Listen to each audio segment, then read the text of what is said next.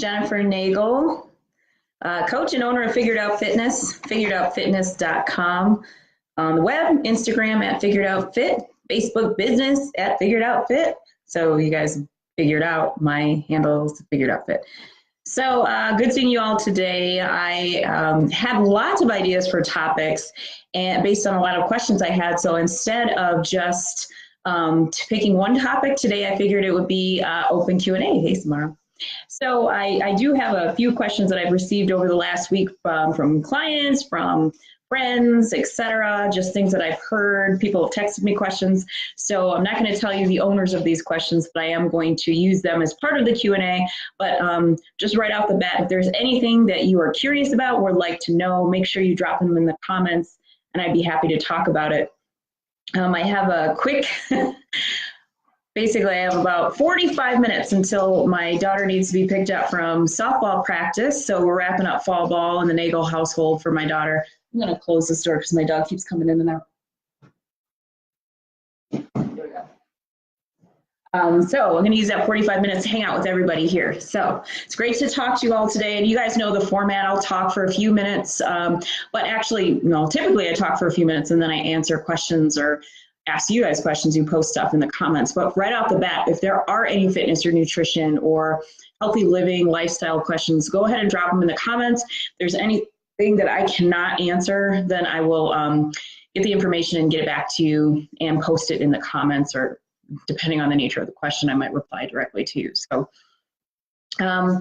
I have a couple questions for right here that I've received this week. Some of them are kind of funny.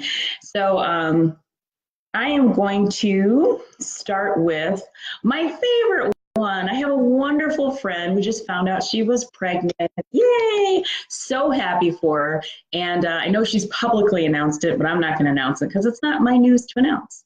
And she's very excited. She's been fit for a long time and exercises pretty regularly, maybe had a little bit of a hiatus due to some career changes.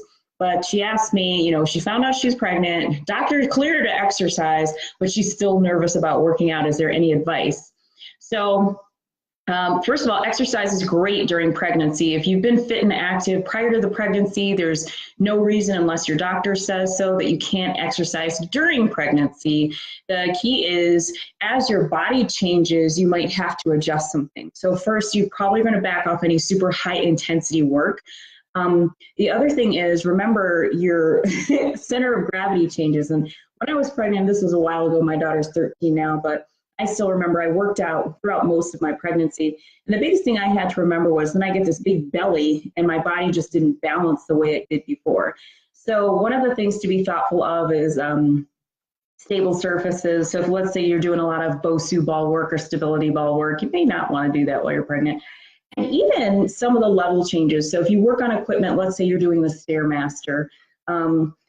First of all, you know, go at a pace where you're kind of staying within an aerobic zone, nothing too high intensity.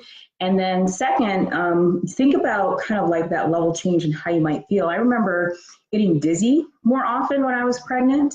And I know some of my friends have talked about that too. So you just have to watch yourself. And after a certain amount of time, you should never lay flat on your back anyway.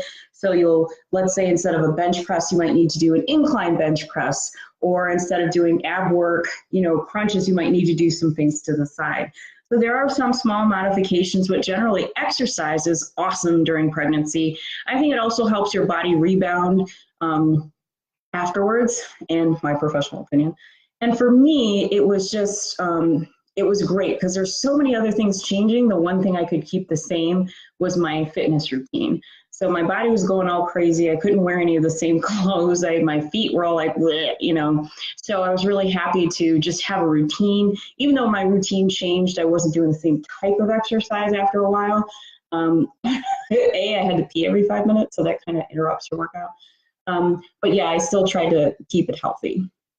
So if you're just joining me, then the question is, hey Tony, the questions, it's open Q&A. So if you do have questions about fitness or nutrition or healthy lifestyle or anything you've heard in past lives or blogs that I've written, feel free to drop it in the comments. I know that you guys are just burning with questions. I do have a few that people already either texted me or asked me earlier this week, but I definitely want to hear from you all live. So I'll go to a more fun one. I see all these Instagram models with these huge butts. Are they real? And then how do I get my butt bigger? I don't know if they're real or not, and a lot of it's just like lighting and twisting of the body and all that good stuff. I remember, oh great, now I'm having this conversation. I see my pastors join, so okay, now I feel awkward. Anyway, so big butts weren't very popular until J-Lo came onto the scene in the mid 90s or late 90s or so. But generally, if you pick any body part, you know, you say, oh, I see someone with this or I see someone with that. First of all, I always tell folks, like, first take a look at yourself. You're great the way God made you, great, wonderful. If you do want to improve on anything, a lot of stuff has to do with muscle shape and size. So if you want to grow any type of muscle, whether it's glutes or shoulders or biceps or chest, you're going to have to lift some weights. Glute exercises have become quite popular. One of the best in the business is Brett Contreras. He's the glute guy, and he has done quite a bit of research. He's a personal trainer, I believe he's out of Arizona, he's out west. But certain exercises, heavy barbell hip thrusters, cable kickbacks, those types of things where you're actually pushing weight. I think one of the things that I see a lot, not just with glutes, but other exercises, people will do a lot of what I call cute exercises in the gym, things that they may have seen in magazines. But in general, if you're not really doing a ton of weighted work and you want a muscle to grow, a muscle has to be stressed and has to repair itself in order to grow. So if you're doing things that look cute, or you're doing like a synchronized routine with your friend in the gym and you're not really feeling any kind of stress on the muscle, if you're not feeling sore, if you're not feeling a pump, if you're not, you know, really working it hard and then resting enough so that it can repair, it's probably not going to grow. So if you really want to grow your glutes, you know, number one exercise to me is a barbell hip thruster. People talk about squats, and squats are great, wonderful lower body exercises, but it does also engage your hamstrings, your quads, your glutes, a whole bunch of muscles in your lower half. But if you really want that glute focus, it's all about the barbell hip thruster. Any other questions, you guys? Open Q&A. I will work down my question list. And I have to watch my funny faces because when I do these lives and I notice that YouTube or Facebook will capture me in a particular still, which is not very flattering, so I'll watch that. Here's one I get a lot. I'm committed to eating well, but my husband and kids don't want to eat what I eat. So how do I make that work? So most of us, whether we are married or have kids, or somehow many of us are in some sort of family unit, or we've got friends and we go out, and not everybody wants to adhere to your nutrition plan. So let's say you're on a somewhat of a calorie restricted plan, you're trying to lose a few pounds. So how do you make that work? The best thing I like to recommend for families is to plan together. One of the reasons I like macro-based meal planning is because it does provide flexibility and you can dictate and control what you're eating. So so for example, when you're doing family meal planning, you guys can all eat the same thing. Maybe your portions are a little bit different. Maybe you add rice and they don't, or vice versa. So one of the things that I would encourage people to do is get the kids, get the hubs together, plan, and say, well, what kind of foods do you like? And so maybe they like lasagna, and maybe you have lasagna, but you have a take on the lasagna that's more within your meal plan, and then everybody can sit down and eat together. I think just culturally, food is so important. Sharing a meal is so important that you don't want to get into the habit where you're eating something very different and completely at a different time than your family or your friends. So one of the reasons I like flexible dieting, or if it fits in your macros, is because it does allow you the flexibility to, you know, eat like a normal person and not always eat diet food. The other thing with kids, you know, and I think I've said this on previous lives, if you tell them it's healthy and diet food, they will not eat it. If you talk about it like it's the most awesome thing ever, or if you call it by a different name, especially young kids, they won't care. So make it exciting, make it fun. And kids really like to be engaged in cooking, at least that's my experience, and so they'll want to eat what they make. So that's my advice on that one. So if you're just joining again, I'm taking your questions on fitness, nutrition, lifestyle, please drop a question in the comments. I do have a few other questions that people have posted or sent to me or asked me throughout the week, and I thought this was kind of a good time to share the information with everyone, because most of the times it's kind of like in school. If you have the question, most people have that same question too. Otherwise, I'll keep working on the list of questions I have. Hey, Max, how you doing? You guys don't know Maxine King. She's awesome. She's Arbonne extraordinaire. Definitely living the healthy lifestyle and looks fabulous, by the way. So, hey, Max. Okay, let's see what else. I've mentioned IIFYM, which is if it fits in your macros, or flexible dieting or macros, or those types of things. One of the questions I got this week from one of my clients is clean eating versus if it fits in your macros, which one is better? So if I ever wanted to start a firestorm of controversy or discussion among personal trainers, I would ask that question. I'm going to tell you my philosophy. I have both. First of all, let me give you some definitions. A lot of time when people say clean eating, they're talking about eating unprocessed foods, whole foods, nutritious foods. So that's a good thing, right? Clean eating. If it fits in your macros philosophy is that there are a certain amount of protein, fat, good question, Max, protein, fat, and then carbohydrates. And so they have a target and they eat within it, whatever fits. If a Pop-Tart fits, they'll eat a Pop-Tart. Typically what happens as a flexible dieter myself, what ends up happening is in order to hit your targets, you still have to eat a lot of whole nutritious foods, but it just allows you a little bit more flexibility in how you get there versus having a clean eating or a meal plan. So those are the two different, that's what those two things mean. So what's my take on it?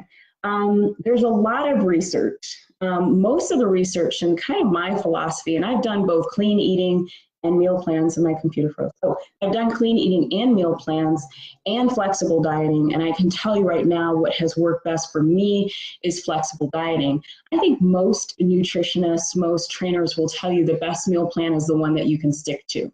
And for me, flexible dieting gives me enough flexibility where I can be human and interact with people and go out and it's also still prep my food and eat the foods that I like. So it's a lot easier for me to stick to that. I never feel like anything is off limits. In terms of how it impacts how you look, and especially as bodybuilders, when you get to extremely low percentages of body fat, I've seen flexible dieters be shredded and win biggest contests in the world. I've seen clean eaters do the same thing. So again, the research shows, a lot of research shows that there's really no discernible difference. Ultimately, what dictates fat loss is caloric restriction. So your body has a certain energy level that it's looking for, you feed it less, you lose weight. There's certainly a lot of discussion around that. If you've read the obesity code, he doesn't, I cannot remember the name of the author, Dr. Justin, anyway, you guys can check me on that.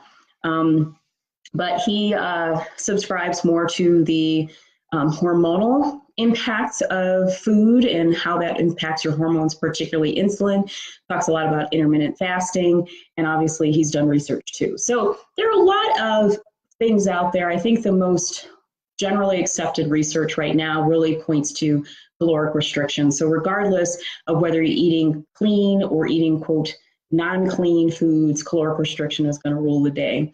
Now, I will say this, when you do have a diet full of crap and sugars and processed foods, I certainly don't feel very good. I don't feel like I have great energy when I work out. So for me, it's again, I usually talk to my clients about getting I'm a huge 80-20 rule person. 80% of your foods, whole foods, lean meat, vegetables, fruit, all that good stuff. 20%, mix it up a little bit. And obviously that percentage shifts, so don't try to plug in 80-20 into your MyFitnessPal account. You will not quite make it.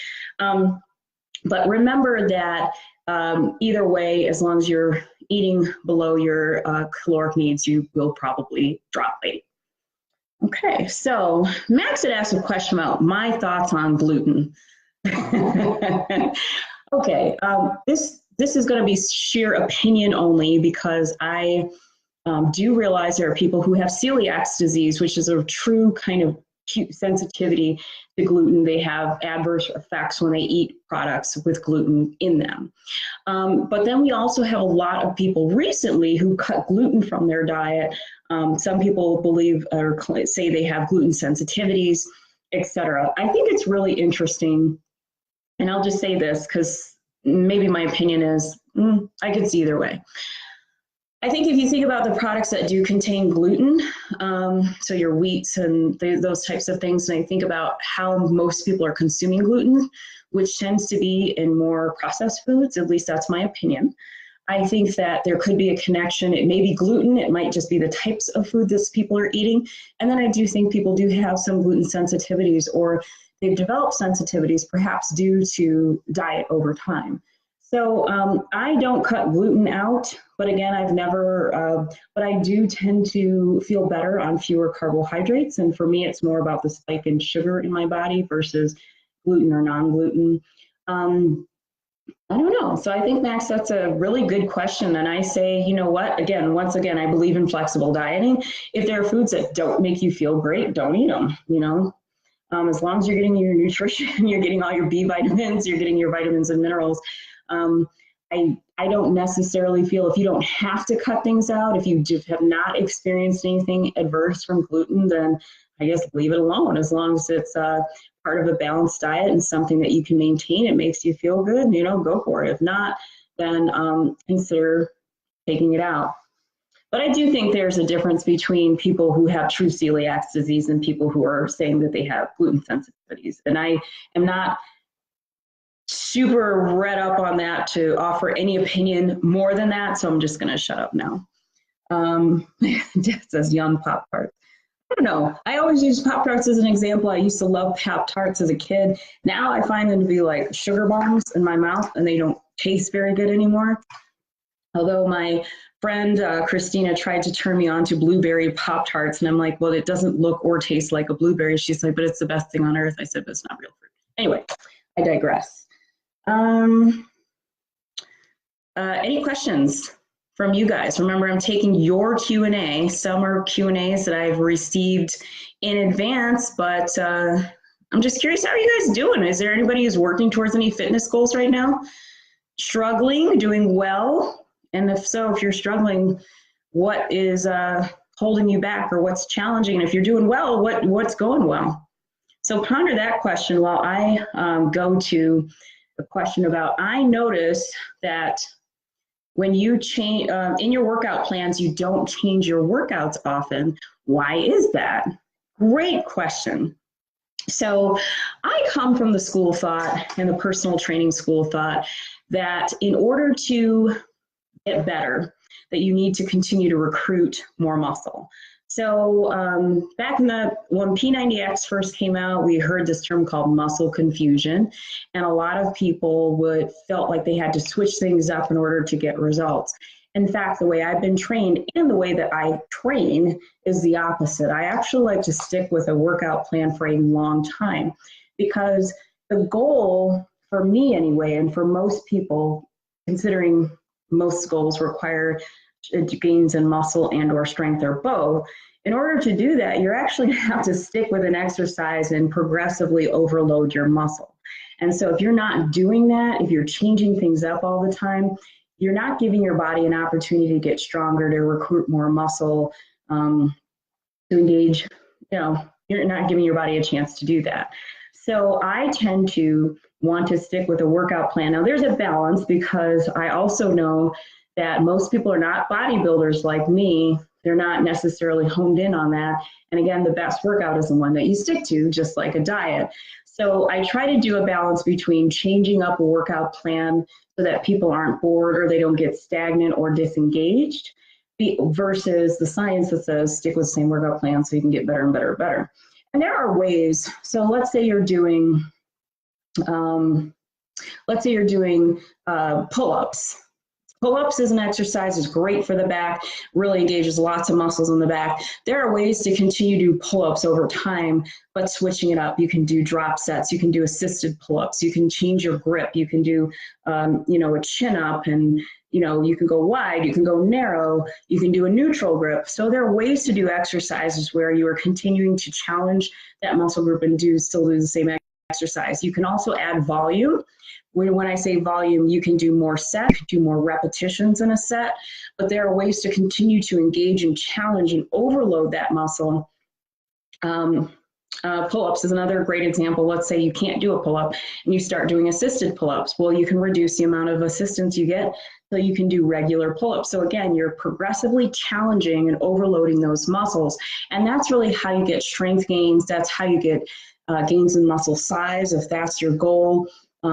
So I'm a really huge fan of sticking with something, even though it might feel boring. You know, change your music playlist, change the gym you go to, get a new outfit. Those are ways to change things up that keep things exciting. You don't necessarily have to change your workout every single day. Okay? So again, if you're joining me, I'm taking questions from the Peanut Gallery. So any kind of questions you have on nutrition or fitness or fit and lifestyle, healthy lifestyle, anything I've talked about in the past, whether it be goal setting or meal planning and prep and those types of good things. I do have one more question that I got in advance, but I love to hear the stuff that's on your mind. You can ask me questions about myself, as if it's not ridiculously personal, I will answer it on Facebook. Or if it's appropriate, I will answer a personal question, but not like something that like my dad's on. So don't ask me anything crazy, or I'll have to send somebody after you. I do have one question. Somebody asked me if I used a coach, and yes, I do use a coach. So I am a coach, but I use a coach in many parts of my life. So I use a business coach. So I'm going to give some shout outs to some folks. I am a business coach, so I do help people get their businesses started up. If you didn't know this about me, in addition to being a personal trainer, I also have an MBA, and for quite some time, I worked in either strategic initiatives. I've also done some consulting in the past when I worked with another organization, and I've worked as a director of sustainability, which I always say is just a big complex puzzle bringing people together. So I feel like it's very entrepreneurial anyway. So once I started my business, and I sometimes help other people who are getting started too. So shout out to my coaching clients, but I also want to shout out to my business coach, Carrie Northington of Northington Fitness and Nutrition in Gilbert, Arizona. She's been the best. I think it's really important. I think in my last live, I talked about my favorite saying, a wise man admits that he knows nothing. So there's always someone you can learn from. No matter how good you are, you should always continue to learn. And that's why I really support using coaches. So as a personal trainer, I also use a coach for bodybuilding. So I'm going to shout out to Damian Segovia, Whitney Jones of Pro Physiques, also in Gilbert, Arizona. Totally by coincidences that both my coaches are out in Arizona, in the same city, no less. But it's been helpful because a coach can give you a little bit of an objective eye. So when I'm training other people, you know, I'm emotionally out of it. I'm not having all the prep feels or the training feels or the weight loss feels that other people are having. As their coach, I can look objectively at what they're doing and formulate a plan.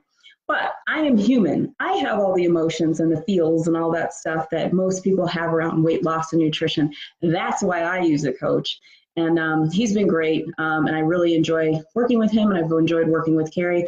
I've also worked with a life coach. And so I'm going to shout out to Julie Klein. And she's in Ohio, very positive person, really helped me kind of shape some opinions about personal growth and thinking and mindset. And I always think there's something great to learn. So I absolutely love working with coaches. I love being a coach, and I think we can all continue to learn from each other. Joe asks, snacks. I need better protein-filled snacks. Any suggestions? Yes. Protein is one of the hardest things for people to add to their diet. I think typically when we're not tracking an American diet, you get low protein and a ton of carbs and fat. And so getting snacks with protein in it, it can be difficult. And you have to think about all your protein sources. So it's not always a slab of meat, although things like meal prepping, ATM. Okay, so things like I buy those little Costco skewers. They're little chicken skewers, or little pieces of chicken will work. And then I have vegetables and other things, and I use a Bolt House yogurt I use it like a dipping sauce, but it's basically a salad dressing, but it's yogurt based. And so I dip the chicken in that, and that's one of the protein snacks. I try to keep my food to whole food as much as I can, but obviously a protein shake or bar can certainly help you out in a jiffy. A lot of times people will make, so JC, as she's watching, she just sent me this protein cookie recipe. It's 1 mashed banana, oatmeal, a scoop of protein, and then she bakes it for about 5 to 7, put it in a little cookie sheet, and then she puts some natural peanut butter on it. Nuts, nut butters, they have some protein in it, maybe 7 grams or so per serving. They also are a little higher in fat. So if you're not worried about fat and you want to add protein in, nuts, nut butters are good options too. So if you're trying to stay away from the processed stuff, I wouldn't necessarily, but turkey slices, tuna pouches are pretty good. And if you mix tuna with like a Laughing Cow cheese wedge, it's a lot more palatable than just straight tuna, at least to me anyway.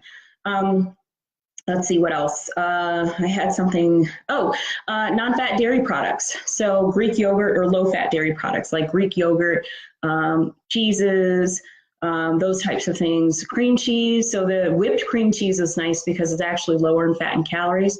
And it's, I think it's like 50 calories per serving. You can add it to something or it just creams it up. It's so good.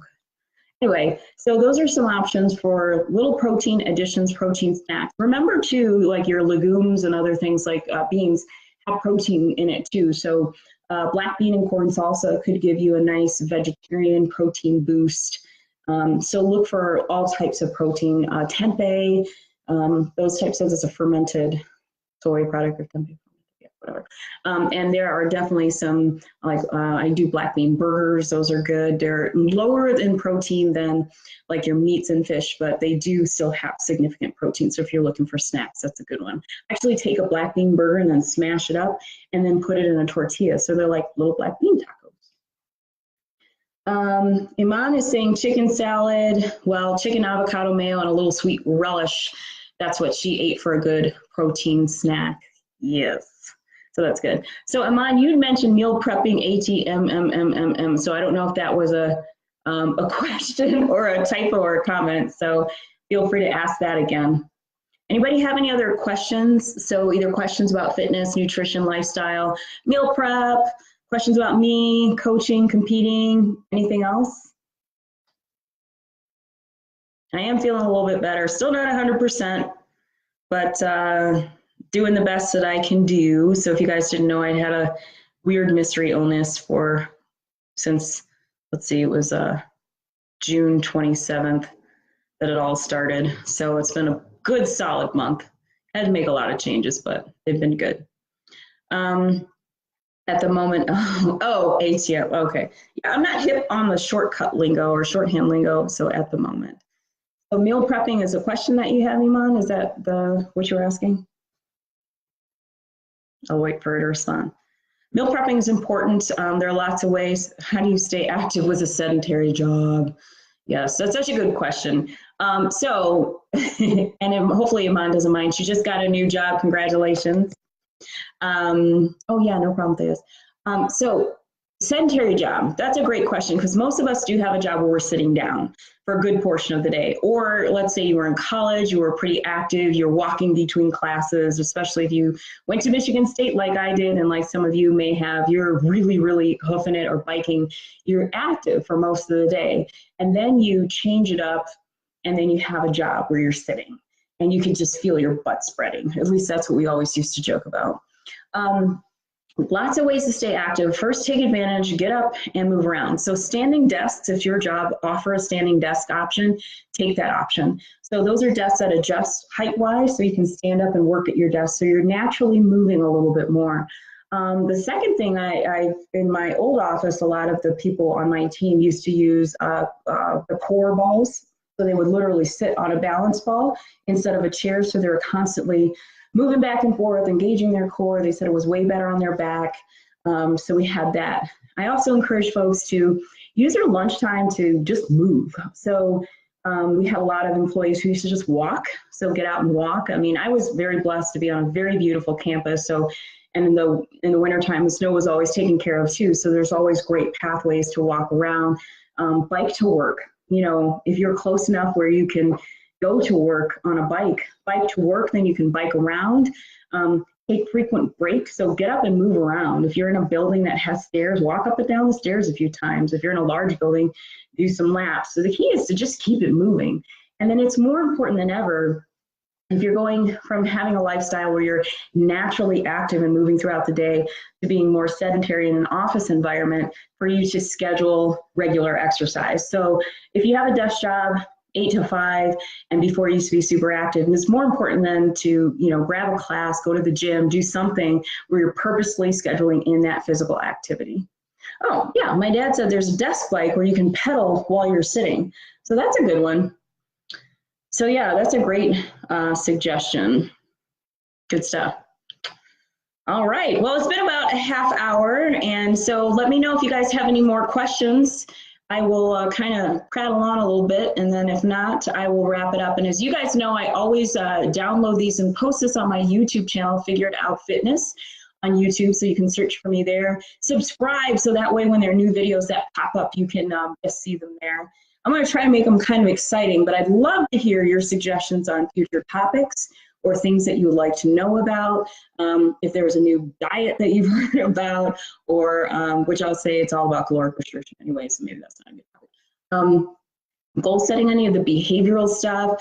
How do you get ready for a competition? How do you get ready for bathing suit post-baby, all that good stuff. I'd love to hear some of the topics that you're interested in. Otherwise, I'm just going to keep talking about stuff that I like, and hopefully it connects with all of you. But my goal is to put out really good information out there, clear up a lot of the other stuff that you might read in magazines. And I love magazines, but they're not always, they're really run by advertisers. So if you're reading a particular magazine and you notice a whole bunch of ads for, you know, protein shakes and those types of things, don't be surprised to see an article about how awesome protein shakes are. So I'm not saying anything bad about protein shakes. I'm just saying it might be a little skewed. So I try to stay up on research. I read quite a bit. I practice a lot of different things. Training methods, that could be a topic. I've been looking at a lot of different training methods to bone up on some of the things for my clients, and I would love to share that with you all.